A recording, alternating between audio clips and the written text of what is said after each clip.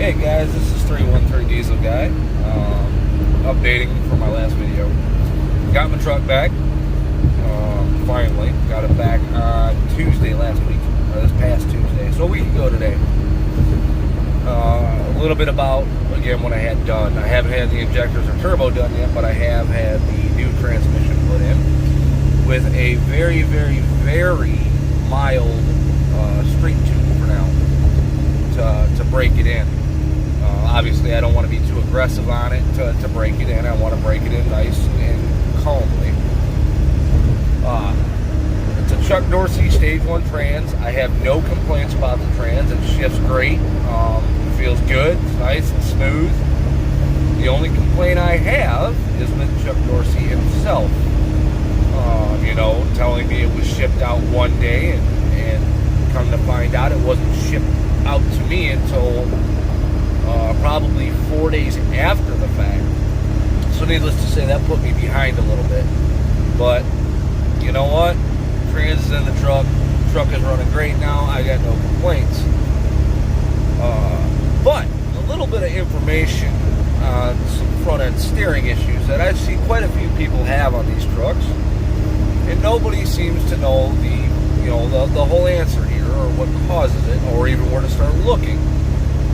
On my way home from Night Shift Diesel in Oxford, Michigan, which shout out to Mario at Night Shift for his understanding and patience with me, and getting my truck done and doing a great job at it.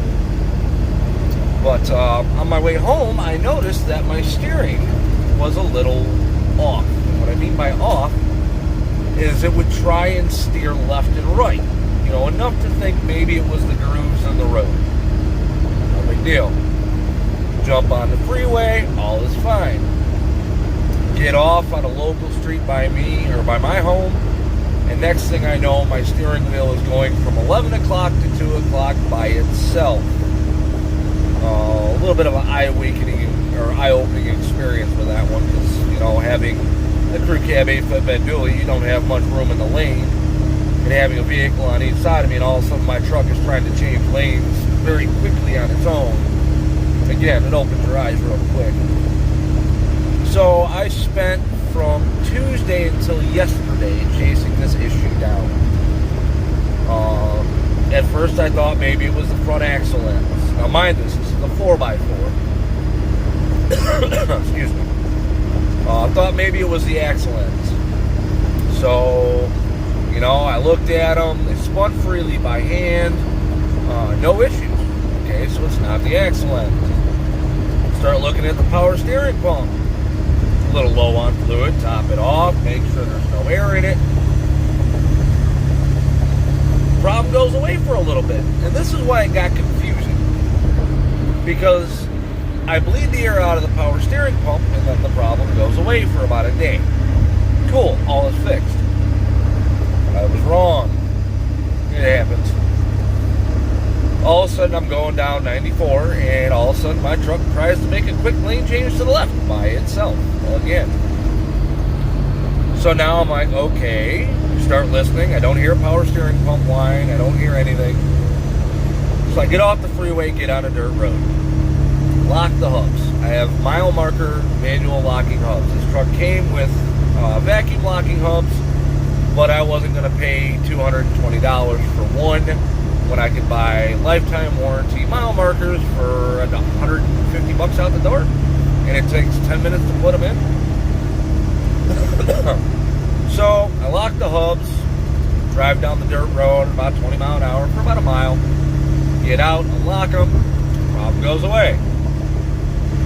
Now I'm leaning again towards my axles, or the axle ends, the U-joints on them. So, problem went away, and the other day it started back up, and I say the other day, I mean yesterday morning, it started back up again. But this time it was at slow speed. When I say slow speed, I mean literally from a dead stop, take my foot off the brake, and it started to do it. Yes, I am driving, which is why I'm not really staring at the camera that much. So, at that speed, at this point in time, I need to know what's going on. There's no cars in the middle of the side street. I've got nobody to help me, so the only thing I can do is jump out of my truck Not the smartest of ideas, but it had to get done. Jump out of my truck, run to the front of it, get about 10 feet in front of it, and look underneath it and see if the axle ends are turning. Sure enough, driver's side axle end is turning. Get back in the truck, stop it, put it in park, make sure the hub is unlocked. And it was. So, I go home, lift up the front of the truck, spin the axle end, or spin the wheel, I should say. No tightness, no friction, no nothing. Put the front end back on the ground, grab the axle end, spin it. Excuse me, it seemed a little tight. Alright.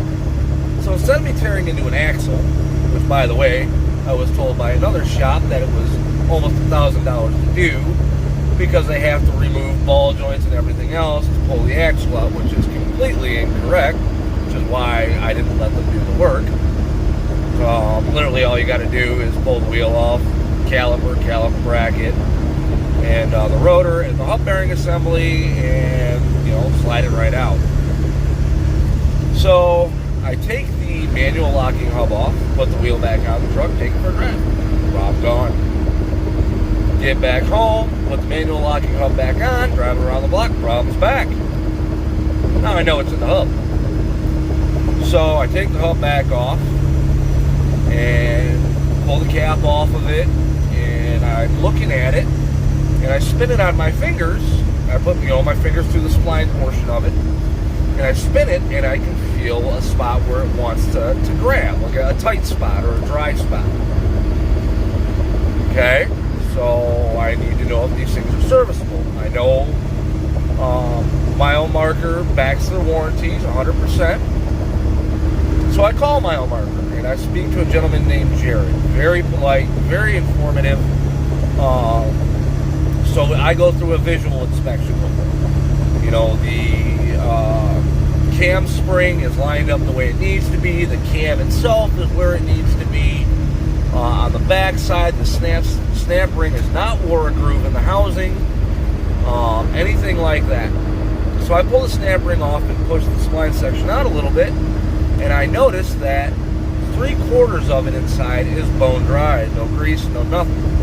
And I tell him that I see there's only one spot in here, and it's about 1/4 inch long that has grease in it. The rest of it is bone dry.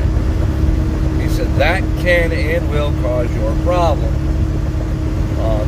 Typically, they don't allow people to service their hubs; they'll just warranty them out.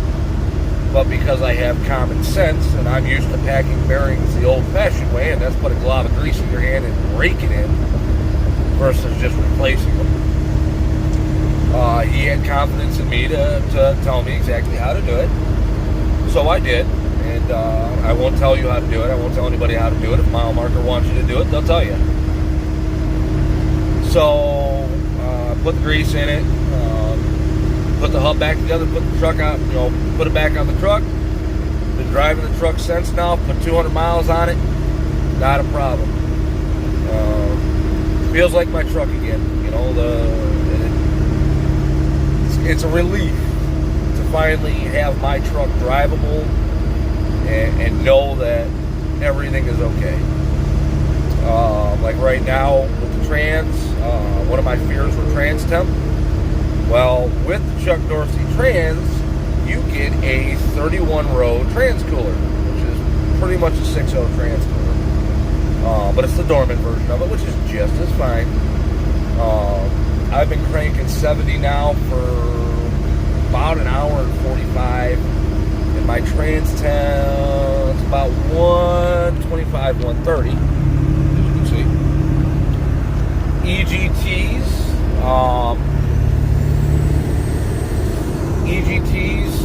at cruising speed are about 650, which isn't bad, and cranking at 72 mile an hour, 2,300 RPM for about like I said, about an hour and a half, a little bit longer. And then boost, boost is nice and responsive due to, even though it's a mile too. I still got enough power to get up and out of my own way. So no complaints there. But again, the truck feels amazing. Again, a shout out to Night Shift Diesel in Oxford, Michigan. Shout out to Nick, Mario, Noah. Thank you again for your incredible work. Look forward to hearing when my injectors, my plenum, and my turbo comes in. Look forward to having that done.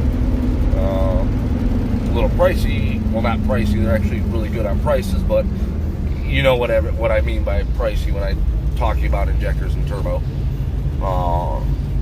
But for everything I do with this truck, I think it'll be it'll be a good investment into the truck. Again, it'll help with longevity. It'll help with mileage.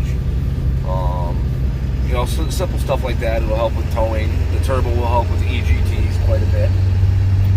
But back to the hubs. So everybody keeps talking about their jerking steering wheel, and everybody's saying, look at the U-joints, replace the U-joints, replace the power steering pump, because that's part of the Hydro Boost system, and people are still complaining of having the same problem.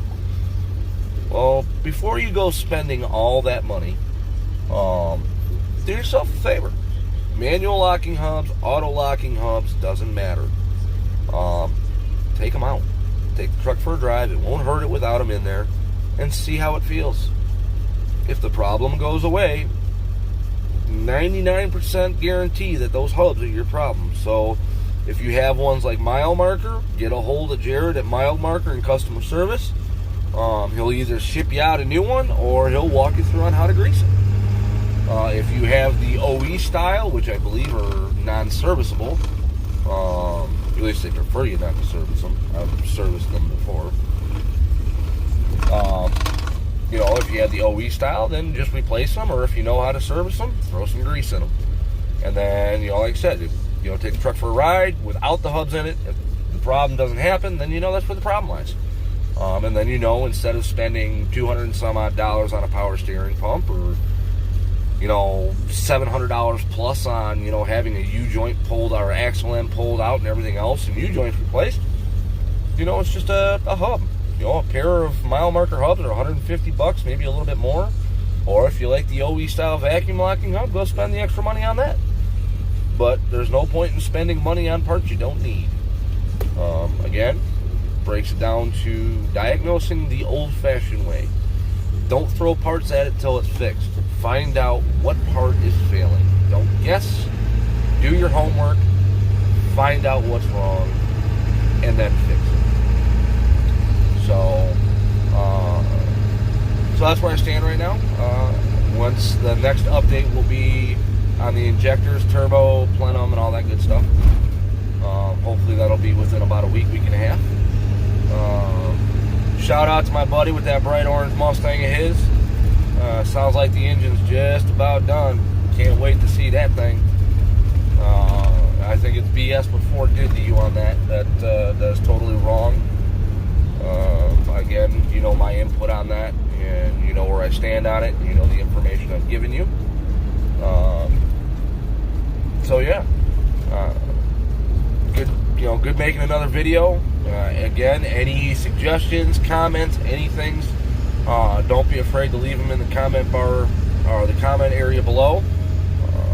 Please keep all negativity to a minimum, or if none would be great, which I haven't gotten any, surprisingly, but I like that. Of course, the most anybody can say is my teeth, and I've already taken all that ammo away because I make fun of my own teeth. All I need is a pair of chicks to stick in there, chick gum. I'd be like Dennis the Menace. Either way, 313 Diesel Guy out. God bless, and 7-3 love. Take it easy, guys.